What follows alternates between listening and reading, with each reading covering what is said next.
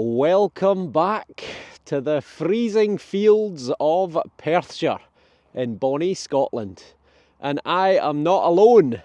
I am joined by Papa Noel, as they would call him in Spanish, or Santa Claus, as I would say. Oh yeah, just with my tea here. Simon, the Spanish Detectorist, is here. He's brought his Christmas hat. I've forgot mine. Shock horror. I mean, come on. Yeah, you told me to bring that. Yeah, I know. Yeah. Bring the... So I'll need to wear mine another day. Day. So we're back out. We're back on, well, we've got a couple of fields. Potentially we've actually got 4 or 5 fields that we could do. We're going to start in the field behind us, which is a stubble field. This is the one I've done it a couple of times. It's on the edge of an old medieval village, medieval market. And it's produced a few nice lead weights, which I think are medieval in date. Quite a lot of coins, and I've also had a bit of silver with a pocket watch off of this field as well. And really looking forward to it. So we've got a full day at it today. It is cold. It's very cold. It's probably not even going to get above freezing today, but hopefully it's going to stay dry, and we might see a little bit of sunshine later. So as ever, if you're not already subscribed, then please hit the button and support the channel. Big flock of geese, a gaggle of geese coming overhead. They are coming from the north, no? To spend time here in warmer areas. Coming to tropical Scotland. I will go rather more on the south. Just follow to the south.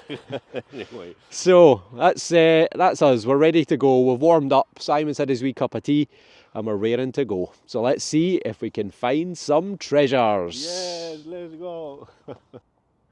And there is our little V of geese. There are thousands of them around this area coming in from the coast to feed on the old crops in the fields. So let's go. 30 seconds on the clock. We've got a digger. 77. Easy digging. There is quite a bit of aluminium in this field, so we might be off to an aluminium start, but as you know, it's always alive on the first dig. And we're out, second spadeful.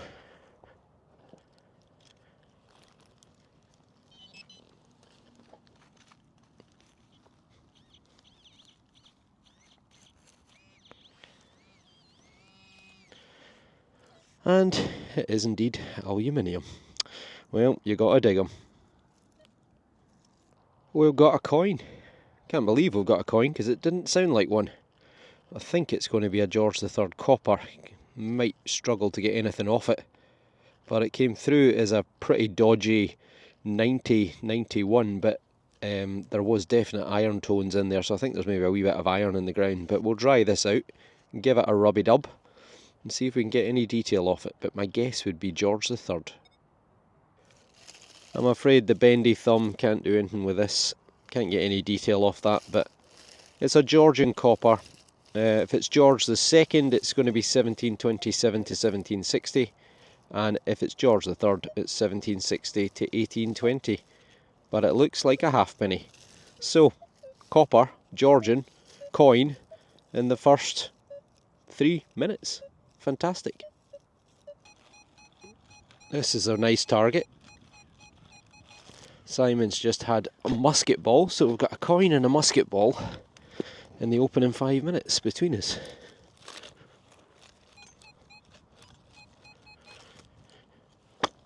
It's a bit stony though. There we go. I think that might be it. Might be a big bottle top, actually. It is. But it's got writing on it, so it's quality trash. Gibbs again, I think. Gibbs something cream foam. Vanishing cream. So there you go. Probably going to be early 1900s, I would think. Quality trash. This was a bit of a dodgy target. It is actually lead. I don't know what it is. Possibly another type of weight or some sort of loom weight, but well, If you know, let me know. Could be old. Interesting. This is a screamer, and it's right on the surface. We've got a sunbather, although it's not the kind of weather for sunbathing. And I really don't think we're going to get much off of that. It could even be a spendable. About the size of a 2p. It's got that brown colour to it, but I'll do what I can. It's a coin, and they all count. It is a spendable 2p. So Queen Elizabeth II would be on there somewhere, but she is toasted. But on that side, you can just make out the 2 at the bottom. Spendable 2p. Probably from the 1970s or 80s. But people are still losing coins in fields. About half an hour gone, about 30 holes dug, and we've got our first bit of cutlery, and it's a whopper, a great big spoon. So there are some marks on there, but they're illegible. Probably it was silver plated, and my guess is, date wise, probably from, what, late Victorian, 1880, maybe into 1900. But it's a find. This was a very squeaky little 80, and that has got the distinct shape of a maple leaf to me. And I think this is going to be a military badge, and it's going to be Canadian. And at the bottom I can already see the words Canada. So it looks like a cap badge or a lapel badge. My guess would be a cap badge, and at the top we've got 72. 72nd Regiment. So I'll need to do a little bit of research and find out about them. Right, I'm going to properly dry this out, clean it up, and get back to you. Really nice find. For a wee change, I have a mobile phone signal, and I was able to look up who it is. So it is the 72nd Highland, Seaforth Highlanders of Canada. So the Seaforth Highlanders were traditionally a Scottish regiment, but clearly they founded a regiment in Canada. You've got either a deer or a moose, and then the words Canada at the bottom, and then there's a Gaelic inscription there. So beautiful. They were founded, apparently the regiment was founded in about 1909, 1910, and then they saw service through the First World War, Second World War, and all the way right through to the present day. I think they're now a reserve unit, so they're sort of like the Territorial Army equivalent. So they're sort of part-time. They train once a week and every 1 weekend a month, I think it said. But they are still in existence today. So that's probably First World War, 1914 to 18, or Second World War, 1939 to 46. You do a bit of research online and find out if the regiment was based somewhere in Perthshire at some point. That might help me narrow down the date. Really nice. I like that. We've got another coin, the most unconvincing coin ever, and I think it might be a spendable. Look at the shape of it. It is, it's a 50p. It is a 50p. So it's going to be Queen Elizabeth II. I think this is the old variety, so I don't think this is even legal tender anymore, because they changed it for a slightly smaller version sometime in the 1990s.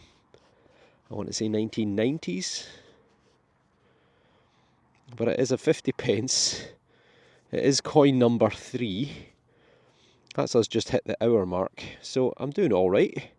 And that lovely little cap badge as well. Well folks, this was a 90. And I think we may have another lead weight. Maybe. I mean, it's almost big enough it could be a cannonball. I think it's just about loose. I've obviously had a couple of lead weights off this field already. Difficult to do this one-handed. Right, I'm going to have to get back to you because I don't want to stab it and damage it. But it looks interesting. Right, I've got it and it's loose. Put my glove back on for handling it. Stopping for lunch soon. It is loose. It's coming out. It is lead. And it is, I think, a massive... It is. Look at the size of that. Oh my goodness. Look at that. It's an absolute monster. That's going to weigh a pound, maybe even 2. Look at that, Simon. What's that? A medieval lead weight. Medieval what? I think it's a medieval lead weight. Look at the size of it. Oh, wow. Feel the weight of that. Oh, my God. What the? Yeah, yeah. So there's an iron loop at the top. So I told you this is the area where I got the other 2 lead weights from. So Yeah. unbelievable. Well folks, that is the find of the day so far. That is an absolute stonker. That is the biggest weight I've ever found, without a shadow of a doubt. I don't know, we're on and umming over what it weighs. Simon reckons it's about a kilo, 2.2 pounds. I'm not so sure it's that heavy. I think it's going to be certainly a pound, maybe 1.5 pounds, but you can see the iron fitting at the top. It's clearly been hit by the plough a few times in the past, but it still survives. So the question is, how old is it? Well, I'll weigh it when I get home, put it on the scale, so you can all have a guess at the moment how heavy you think it is, but it is a lot heavier than it looks, that's for sure. So date-wise, I mean, it could be another medieval weight, it could be older, could be a bit earlier than that. And you would have to think this is for a fairly hefty product, maybe something like flour or wheat or barley, something that you're selling in fairly large quantities. But that is an absolutely brilliant find. The only problem is I'm nowhere near my bag. I'm going to have to carry this about for the next hour. My trousers will be falling down. That is a beauty. Let me know in the comments below. Here is Simon the Detectorist. Yes, finding treasures. He reckons... What have you found me? Even recording, so look. Oh, so I that's... can't record now the golden I am finding. So that's how confident you are that it's junk, that you're not even filming.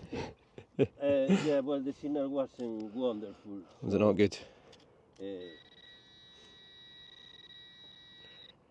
yes. Bit of aluminium. A piece of aluminium, a piece of foil, no? Or a piece of gold. Yep, junk. Gold. Quality trash, Simon. Yes. Beautiful. Not even quality. Just my luck. You've no idea how many false potential coins I haven't filmed, or I have filmed and they've not been coins. And then the one that actually turns out to be a coin, I don't film. It was a fairly creaky 77. Not sure, maybe a halfpenny I think. But we'll try and get some detail off it. But I think that's coin number 4. Fantastic. I can't get anything off the back, but I can off the front. We've got the young head of Queen Victoria looking to my left. You'll see her starting to fade in. So it's probably going to be sometime between 1847 and, what, about 1890, give or take. So a halfpenny, half a dozen eggs, maybe a wee pint of beer. Brilliant. Coin number 4. Stopping for lunch shortly. Are we going to have double back-to-back coins? Pretty decent. 89.90.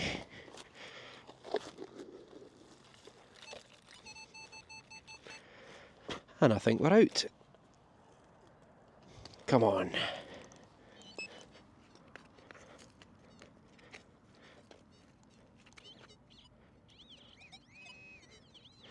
That's an ear tag for a cow.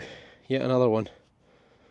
So clearly there's been cattle on this field in the past, but there's still plenty of other targets.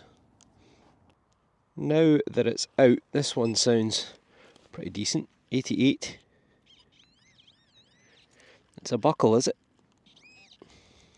I think it is. There you go. It's a D-buckle. Probably from horse tack. It's had an iron pin which is corroded away. There's the wee notch where the pin would sit.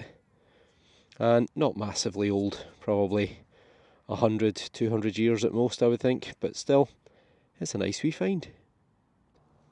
This just has to be 86, 87, bit stony there. There we go, that's better.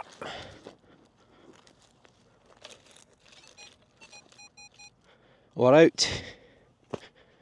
Don't see a big tin can yet.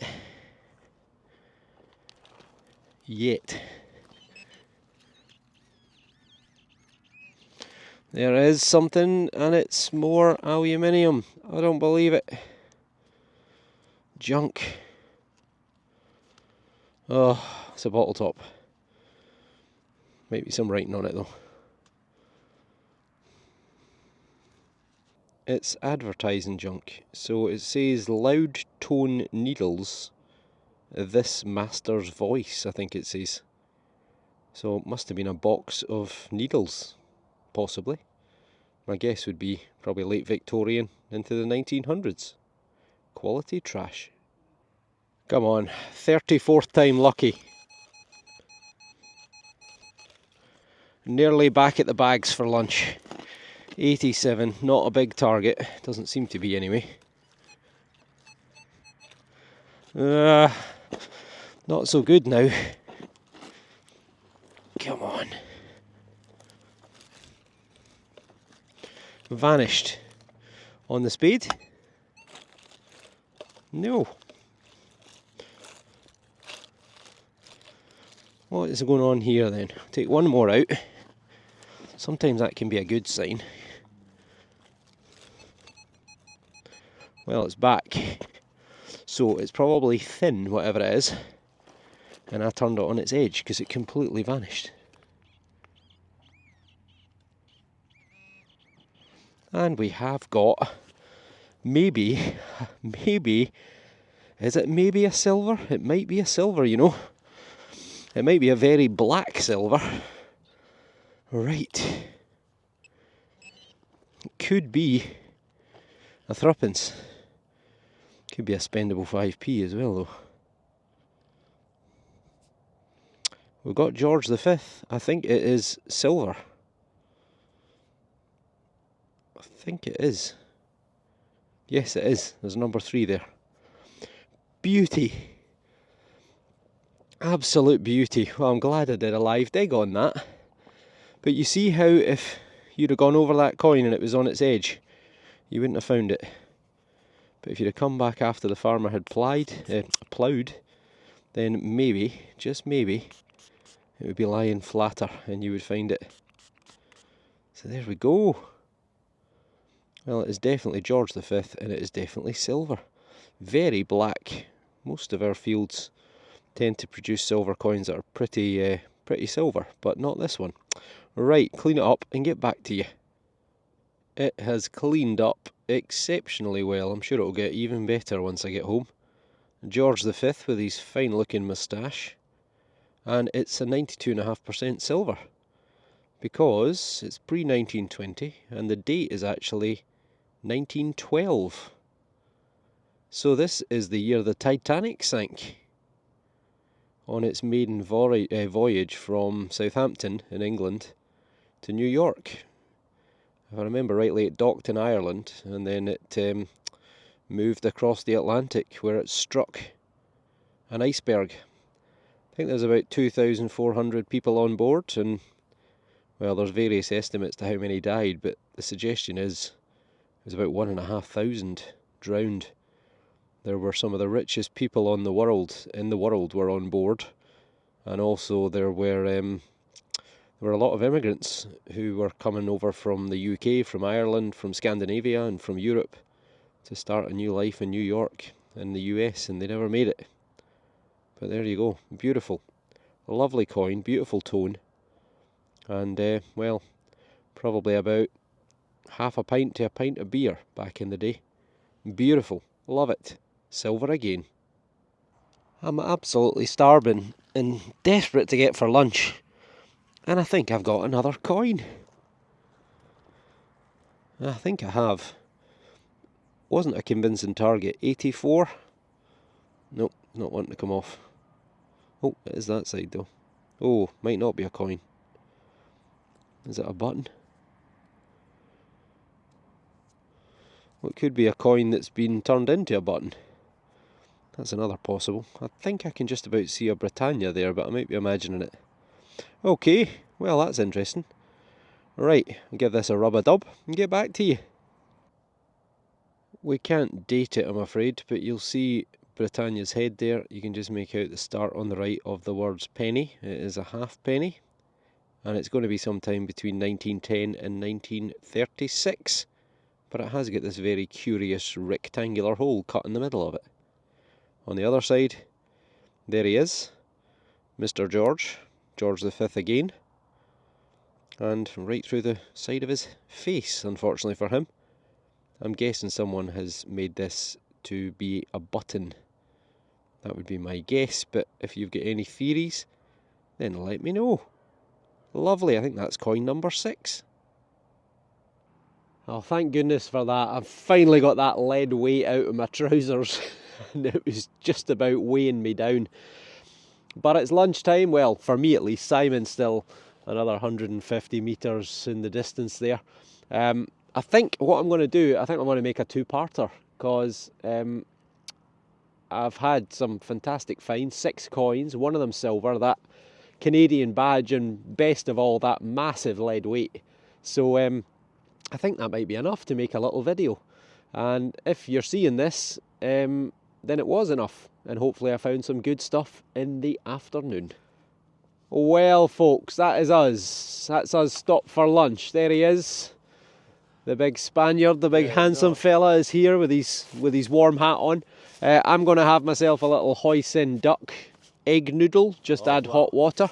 Unfortunately, I don't have one for you, Simon. Oh, that's fine. No, I have bacon and cheese. Bacon and cheese. A sandwich.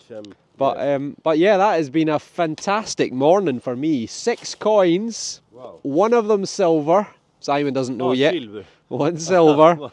That incredible big lead weight, which could well be medieval. And also that Canadian cap badge. What about you? How'd you get on? Some coins.